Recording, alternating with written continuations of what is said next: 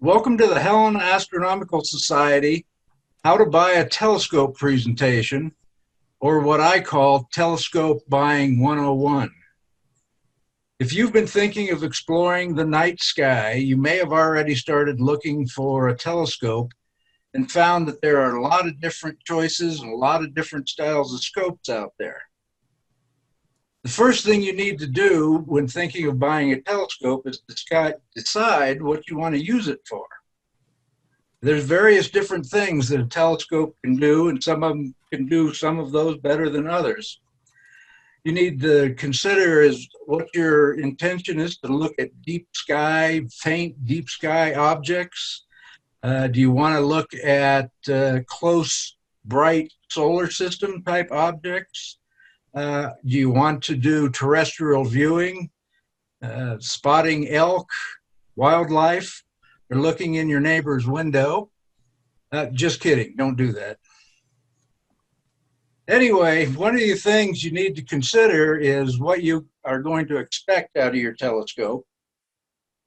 And if you're thinking that you're going to buy a telescope, look through the eyepiece and see something like these, then you might want to consider buying a telescope like that, because otherwise you might be a little disappointed.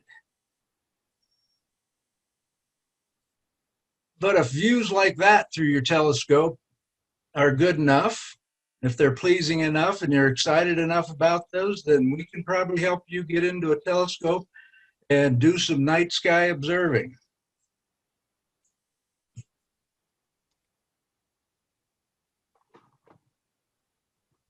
First, I want to just mention binoculars. Binoculars are a very useful tool for observing the night sky. Some people even prefer them. There are basically two main types of binoculars. One is called roof binoculars, which basically has the light go straight through the barrel to the eyepiece, and you have your poro, which has a couple of prisms and mirrors so that it comes kind of a Z pattern, is what I've heard it called, through the telescope to get to, or through the binoculars to get to your eyepiece. There really isn't a whole lot of difference between the two. Some people think that one might be better than the other one, and not by much. The roof type binoculars are definitely more compact. They're easier to handle. They give you good views. The poros are a little bulkier, but they do have a longer focal length because of the way the light is bent. And I'll talk a little bit later about focal length and what that means.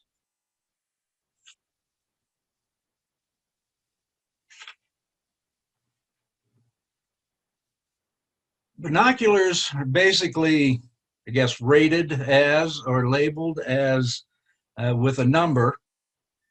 And the number you see on binoculars is the magnification is the first, and the second number is the aperture for the main lens, the front lens of the binocular.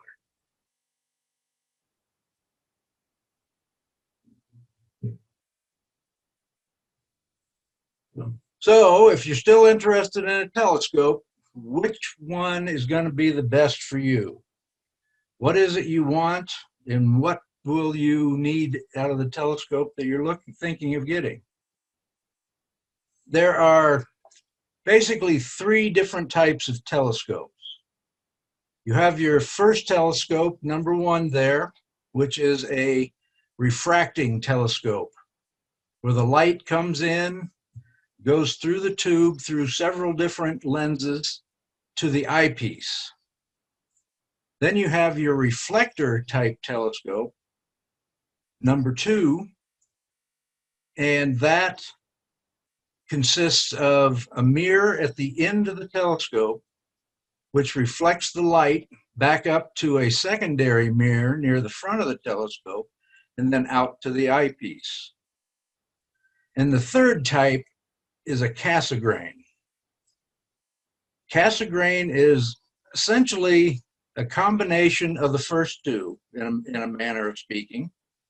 It has a initial lens in the front that the light goes through.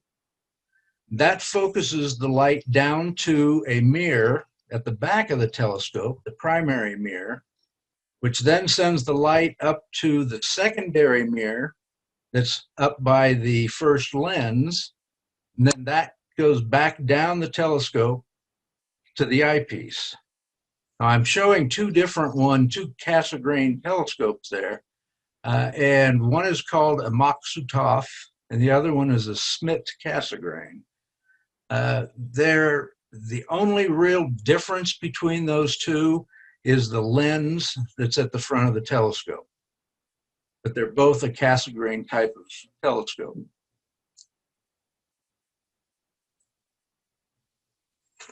So what are refractors, good for?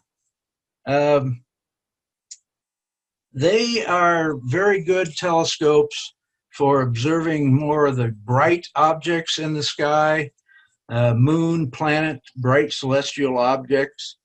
They have an advantage because they show a correct vertical image where up is up. That's why they're very good for terrestrial type viewing. And they can be used in quite a different ways, and they are a useful telescope for just about anything, but not quite so good as some of the other ones on deep sky, faint deep sky objects.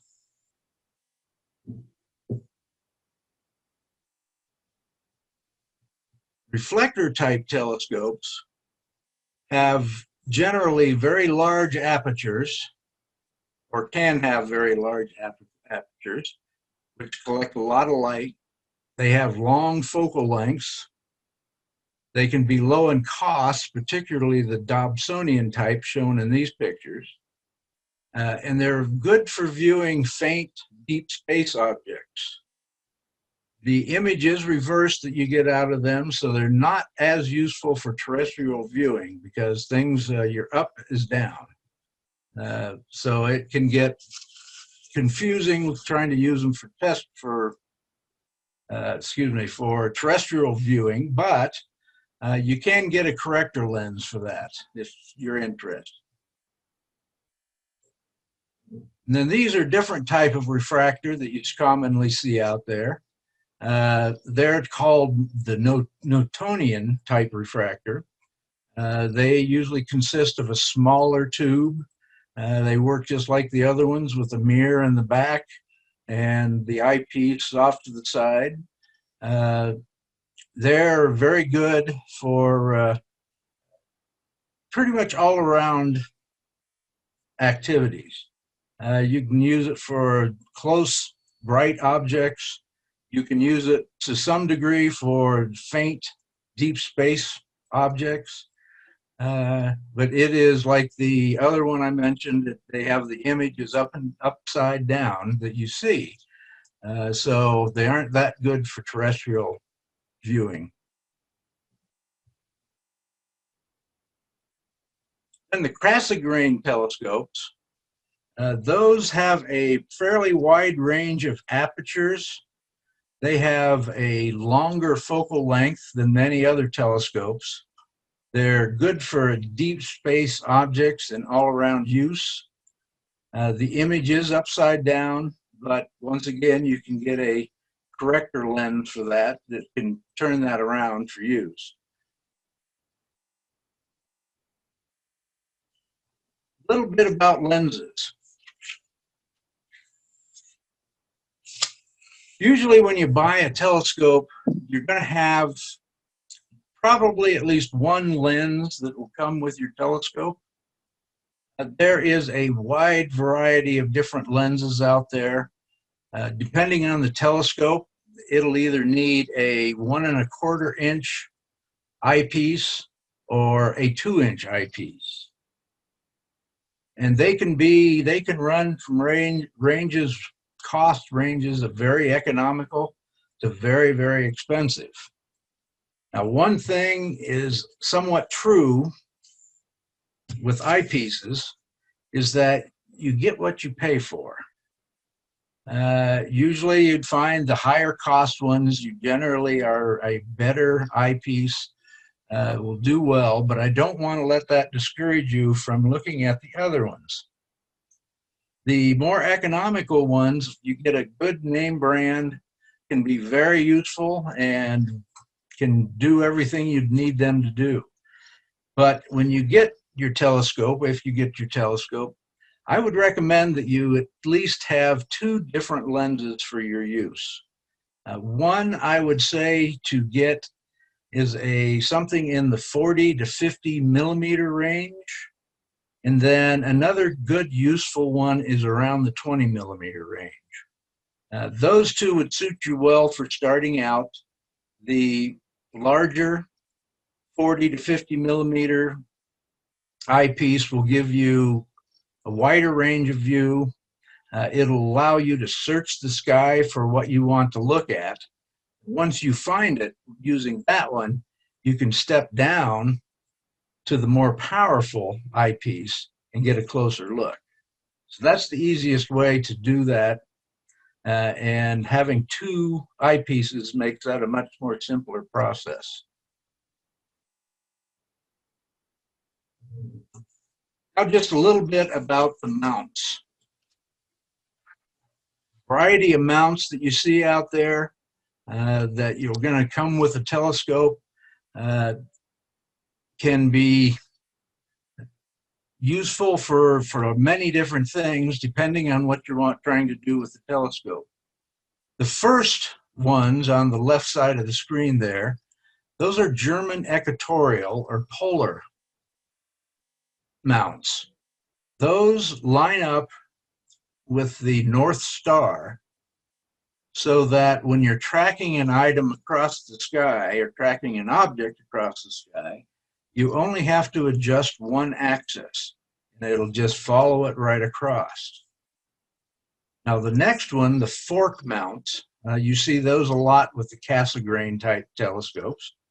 Those usually are generally always computerized and motorized, but those to track an object, you have to both move across and either up and down simultaneously in order to track an object.